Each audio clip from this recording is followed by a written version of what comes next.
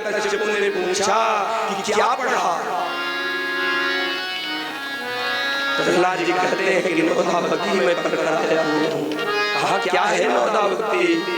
भागवत काल लिखते हैं कि श्रवणम कीर्तनम विष्णु मरणम पाद सेवनम अर्चनम बंधनम दास्यम शक्य आत्मनिवेदनम। इन नौधा भक्ति 9 लोगों को प्राप्त हुई है। श्रवण से किसको लाभ हुआ? पंछी जी को जो कथा सुन रहे हैं ना, उनको श्रवण से लाभ मिला।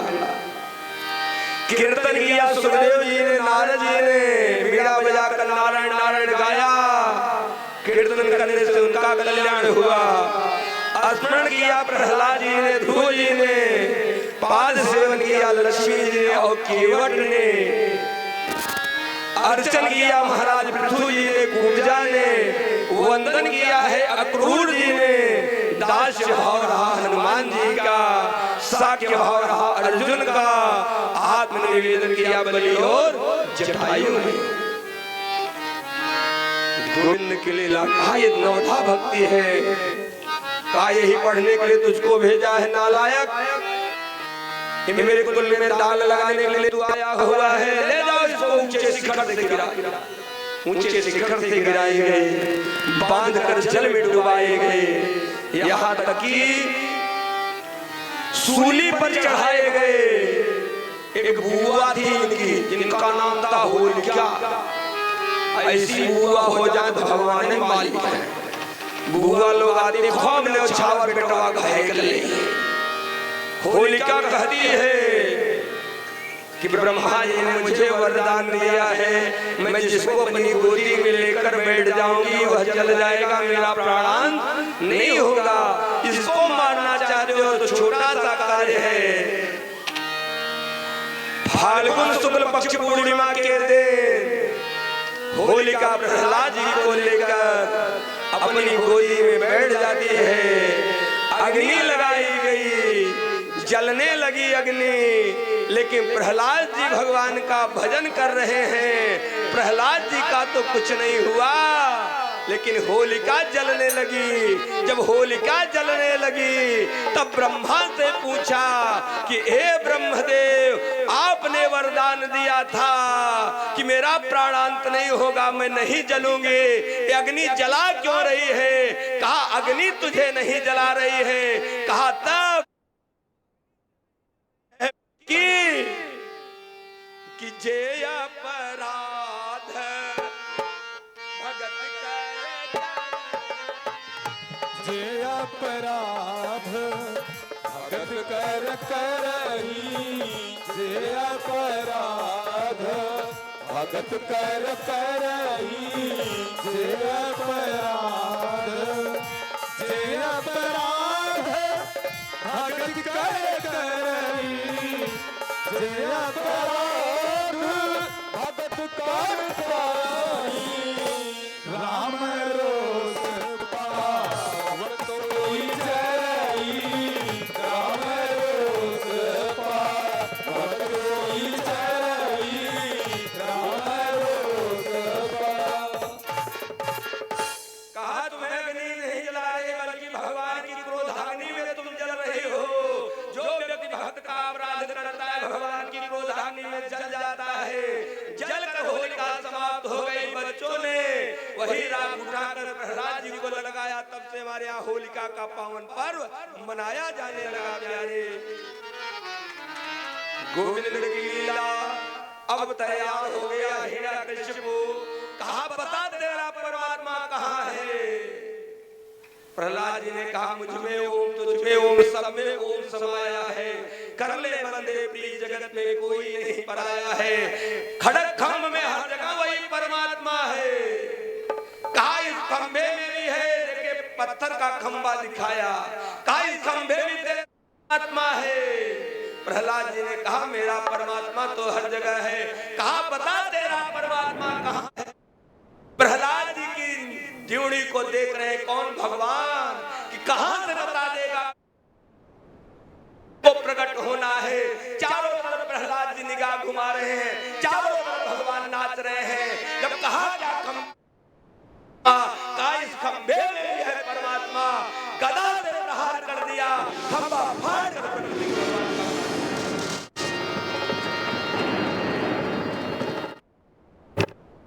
नरसिंह भगवान का जब प्रागट्य हुआ है, इतना उग्र रूप बनाए हैं।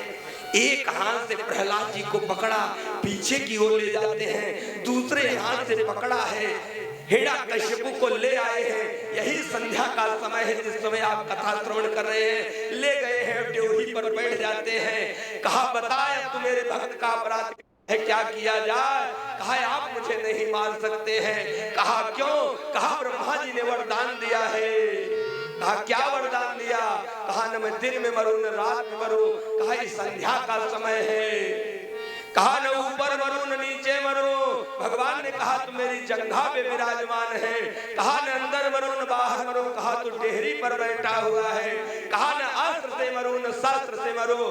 भगवान ने अपने सुंदर नाखूनों को दिखाया। कहा इसकी गणना किसी अस्त्र शस्त्र में नहीं होती है। प्रहलाद जी कहते हैं कि मेरे पिताजी का वध परमात्मा न करे, लेकिन भगवान इतने उग्र रूप में है। जब जोर जोर से चिंगाड़ मारना प्रारंभ किया, कहा अब भी मेरी मृत्यु नहीं होगी। कहा क्यों? कहा न नर से मरूं न जानवर से मरूं।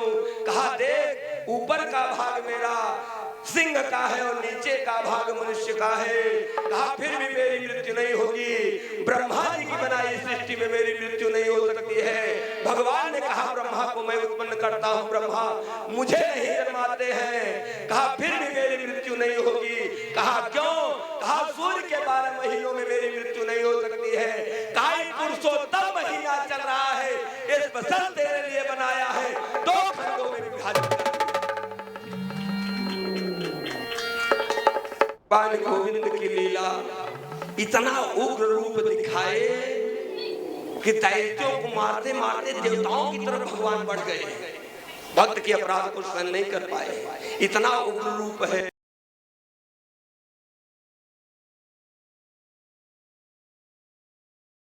अरे कहा क्या हुआ? कहा भगवान का क्रोध कैसे शांत होगा? कहा जिसके लिए परमात्मा ने अवतार धारण किया है उसी के लिए कुछ क्रियाकलाप की जाए। कहा कैसे? प्रहलाद जी को आगे करके नारद बाबा चले। कहा प्रहलाद आगे आगे रहेगा तो भगवान शांत हो जाए। कुछ दूर गए, जब भगवान ने 2 बार हुंकार मारा तो नारद बाबा डर गए। कहा ये प्रहलाद अब तुम आगे जाओ। कहा क्या बात है? कहा भगवान का रूप देखकर मुझे भय लग रहा है, अब तुम आगे जाओ। कहा मैं आगे रहूंगा, आप पीछे रहिएगा। कहा जब भगवान अवतार धारण किए हुए थे, हिरण्यकशिपु के आगे तुम तब भी थे।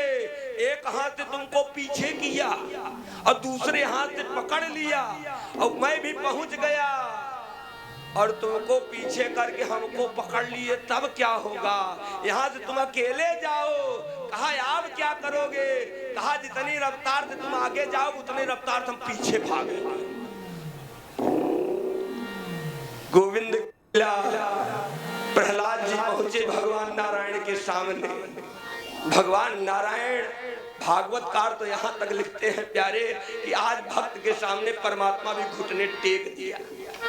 इतने विशाल काय थे परमात्मा, घुटनों के बल भगवान बैठ गए और बैठकर प्रहलाद जी के कपोलों को सहलाना प्रारंभ किया।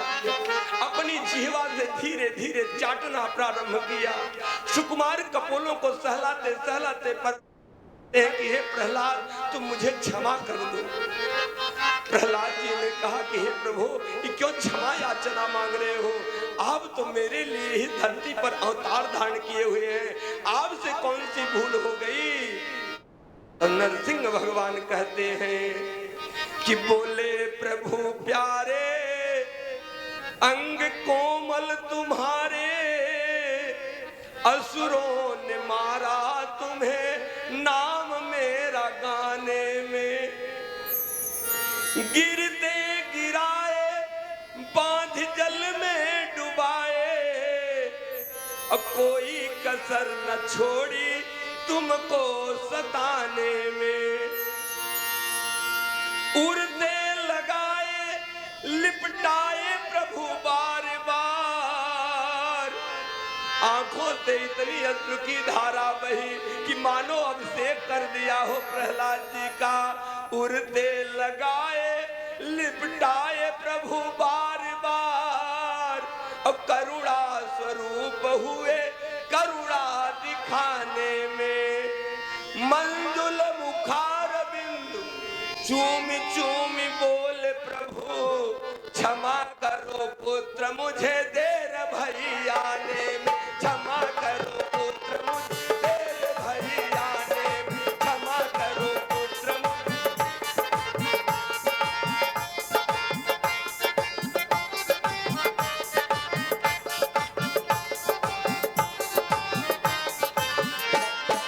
पुत्र मुझे देर हुई आने में, क्षमा करो पुत्र मुझे देर हुई आने में।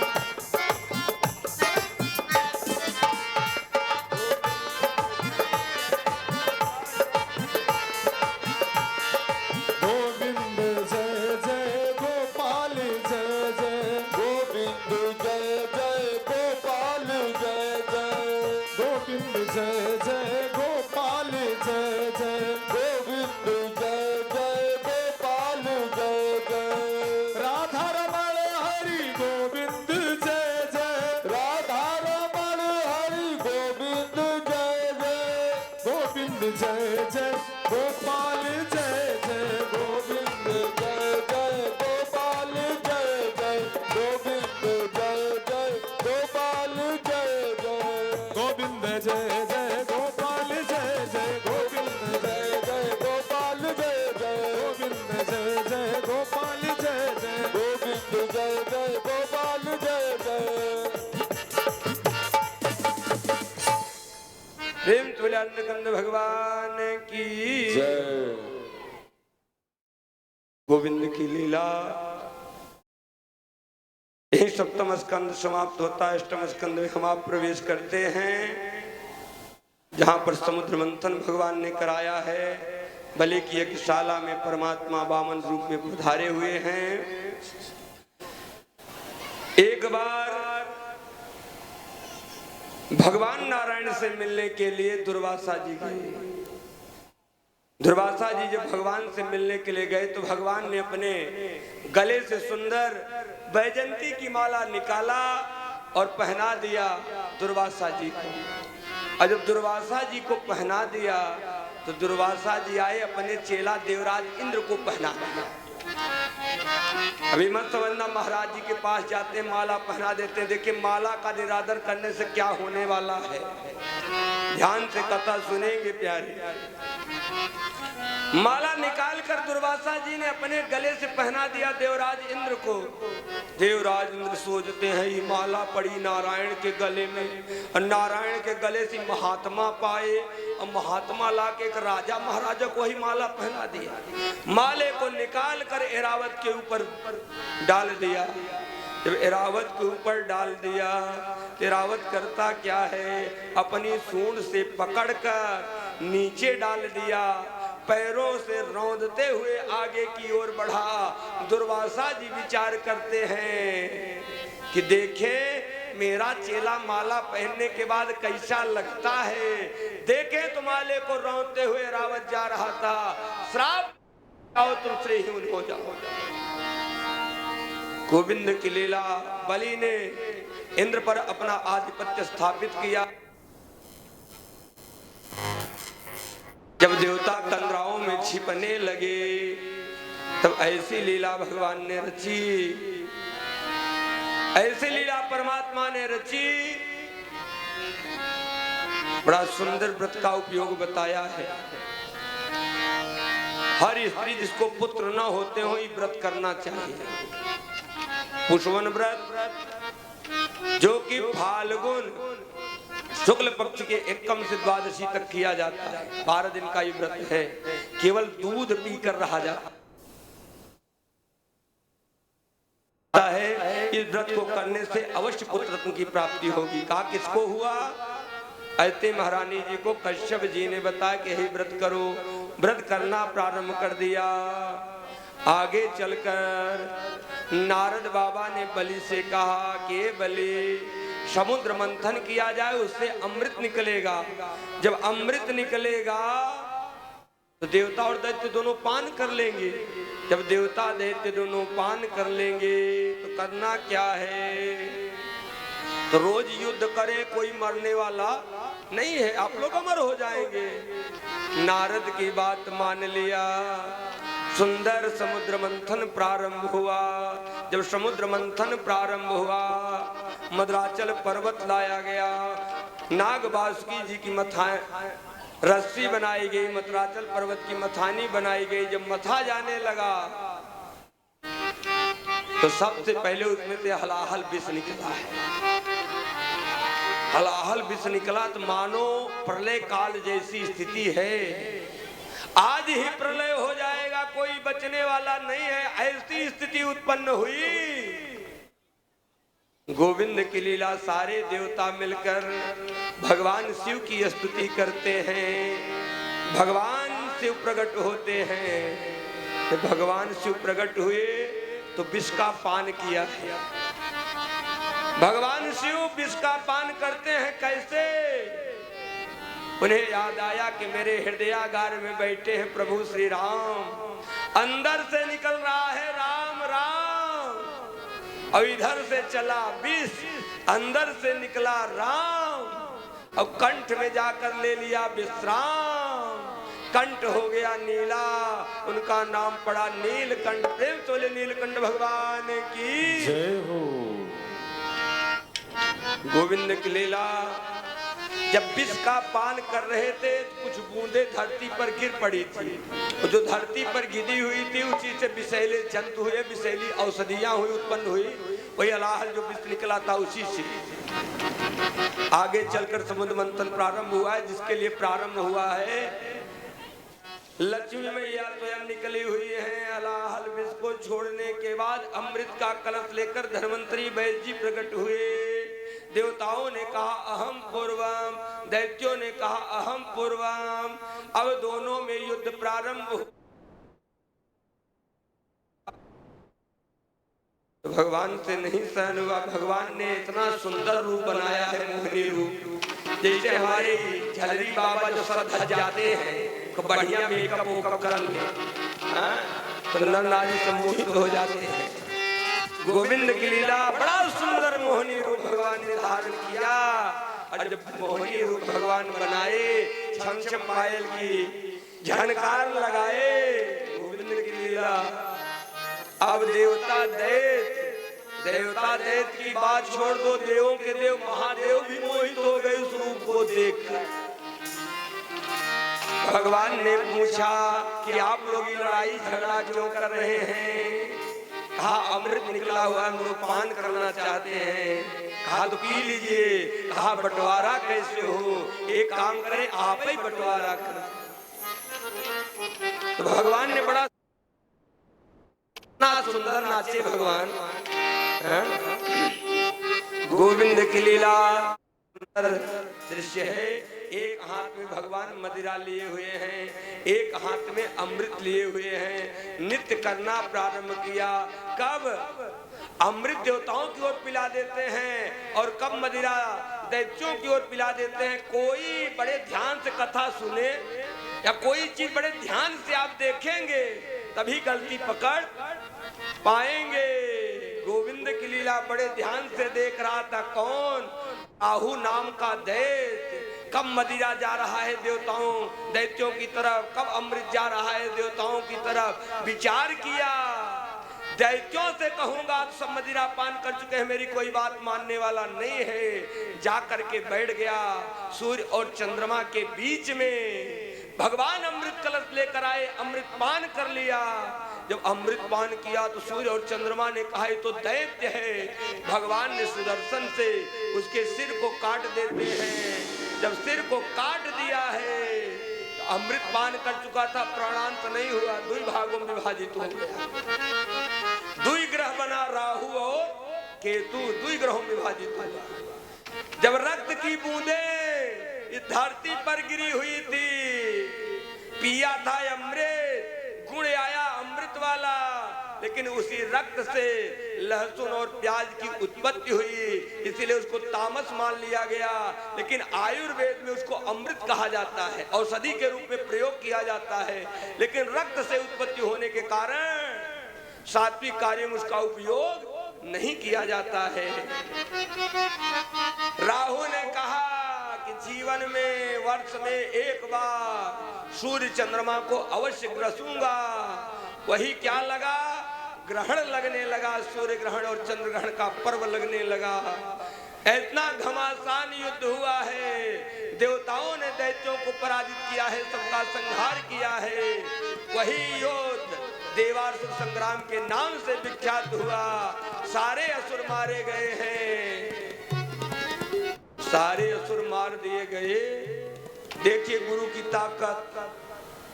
शुक्राचार्य जी ने मृत संजीवनी विद्या के द्वारा पुनः दैत्यों को जीवित किया है। महामृत्युंजय मंत्र के द्वारा पुनः दैत्यों को जीवित किया है।